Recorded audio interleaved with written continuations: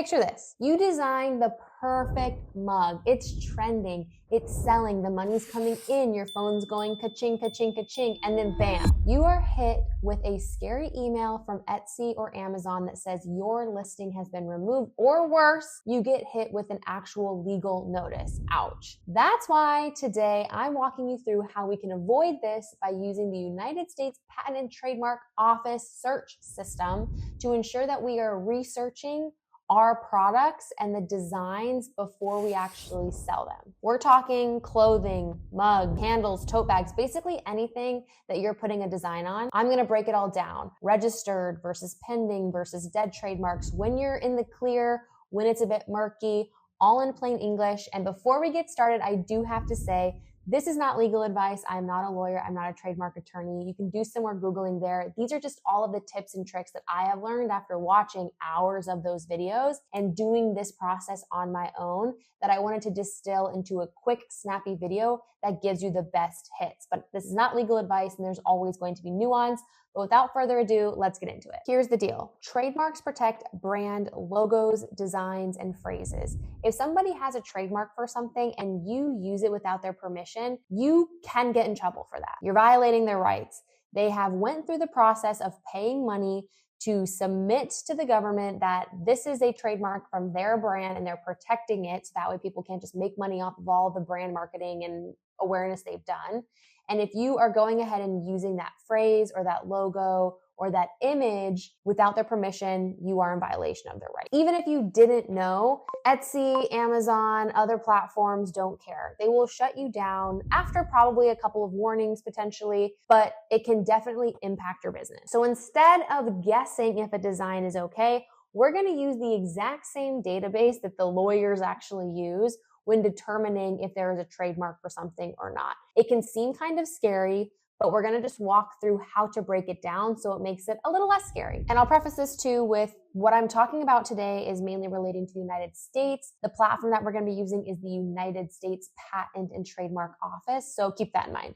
But basically what you do is you can go over to Google and you can type in trademark. Skip all these and just go down to the United States Patent and Trademark Office, USPTO.gov. Depending on where you land on here, you're gonna hit search trademarks. Once you hit there, you're gonna hit trademark search system. More than likely, this is actually the URL that you're gonna wanna bookmark, so I will include this in the description below if you just wanna go straight to this search system. So now is where we can get down to the nitty gritty and we can start searching.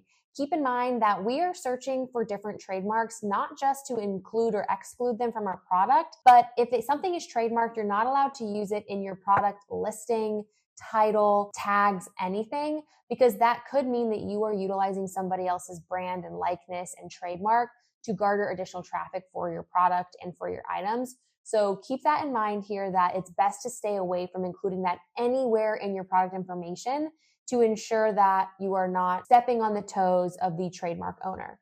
So what I'm going to do is I'm going to type in silly goose. I posted a video recently about the silly goose trend and had a couple of questions regarding trademark, and I'm going to walk you through how I researched for this. There are a couple of different searches that you can do. A lot of people will advise just doing wordmark, but because this is more of like a graphic too, I'm gonna just do the general search and we'll kind of take a look at it in a few seconds. So once you hit enter, you're gonna see a bunch of different items pop up on screen. What I would implore you to do is go over here to the status filter. You will see live, registered, and pending, and then dead, canceled, and abandoned. What I like to do is I like to remove all of the dead ones. The dead ones mean that people applied for this and they were either not granted or they stopped pushing for them. And so essentially it's a moot point. These are not ones that are active right now, so we don't have to care about them. So I will unselect that option immediately. It eliminated about 2,000 different things that we don't have to look at, which is great. Now we have two different status filters on here. There is registered and there is pending. Registered live means that somebody has paid money to file this trademark. It has went through the government, the powers that be have said, yeah, like this is fair. You should own these terms. Go ahead, trademark established. You have a live registered trademark for that word mark or image and things like that. Pending is different. It means that somebody has once again went through that process, but it has not yet been registered and gone through.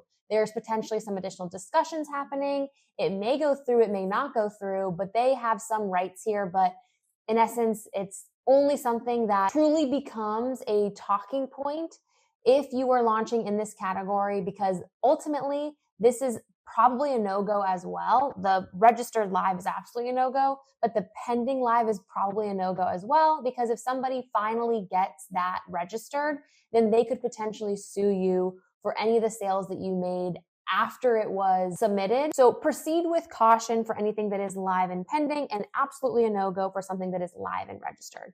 So what we can do is we can take a little bit of a deeper dive into these results and kind of get an idea on what's showing up here. Now that we understand the status filter, the next section we want to take a look at is going to be the class.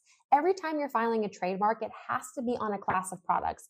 You cannot just file a trademark for a term and have it be across every single product out there for commercial use. You have to file a different trademark class for all of the different classes that you want to put that trademark on. So you can see here, it gets expensive over time to keep filing these trademarks, but it is important because in this example, you're going to see exactly why. To break this down a little bit further, this example of Silly Goose Apparel appears to be a brand of sorts. They actually have filed this as a word mark, but you can tell they have a logo here. So there is a brand called Silly Goose Apparel, and they want to make sure that you are not launching anything called Silly Goose Apparel. It is more of a brand in this essence. I'm not a lawyer. This is open to interpretation, but this is reading to me that this pending trademark is based off of a very specific brand, and you wouldn't be able to include Silly Goose Apparel branding on anything. They have this in the goods and services class of 025, which is going to be anything relating to clothing.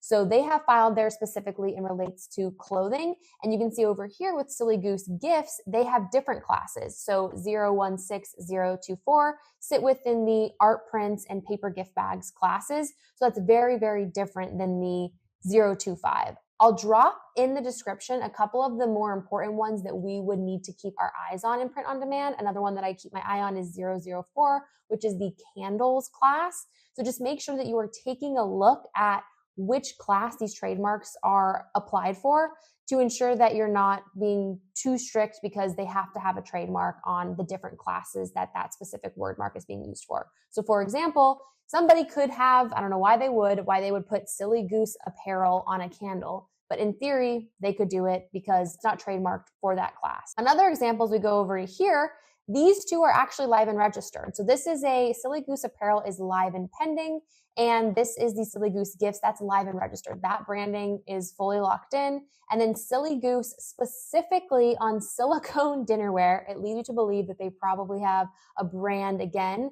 Nobody else can put the words Silly Goose on silicone dinnerware other than Cooks Direct. So it's very important to hone into which class these have applied to, what is live, what is dead. If you don't want to launch anything with anything that is live and just pending, then stay away from it. But there is some nuance here. It's a little bit gray that a lot of times certain trademarks actually won't go through if somebody is trying to trademark something that is very generic. And that is because generic terms are just that, super generic, and they shouldn't be allowed to be owned by one person or another, especially if they're more descriptive. If we come down even further, we can see other phrases. So Silly Goose on the loose, that phrase that people are putting on a lot of products, that one is actually live and pending as well. So it hasn't gone through. If we click into it, we can actually see here that this was filed back in November of 2023,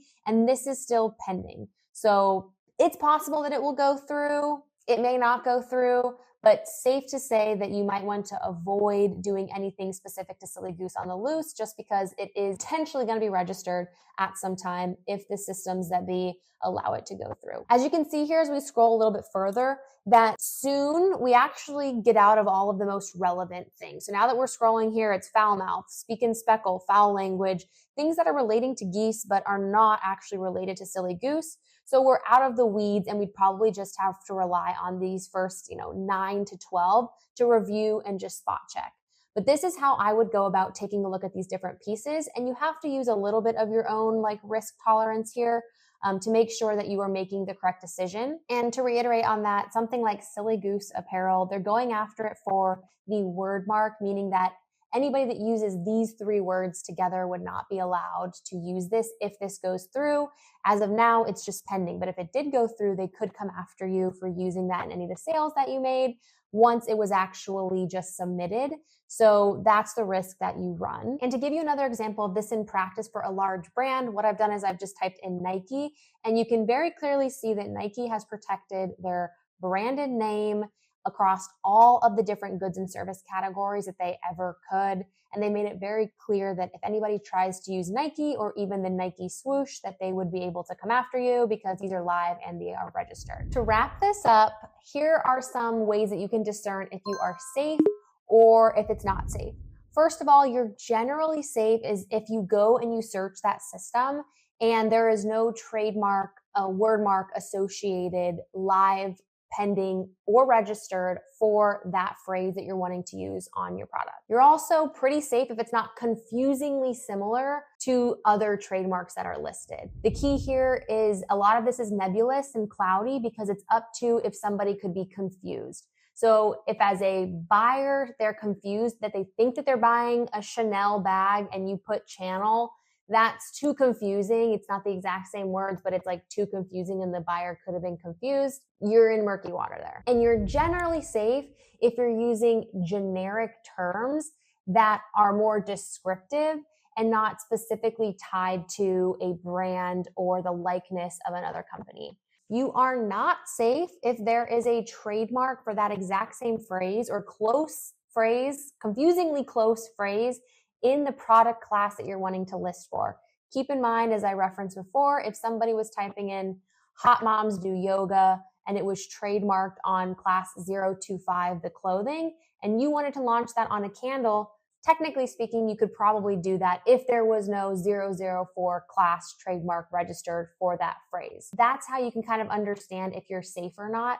And if the words you're wanting to put on your product are trademarked in the clothing class and you're launching clothing, it's an absolute no-go. If the phrase is famous and heavily protected, i.e. Nike, it's a no-go.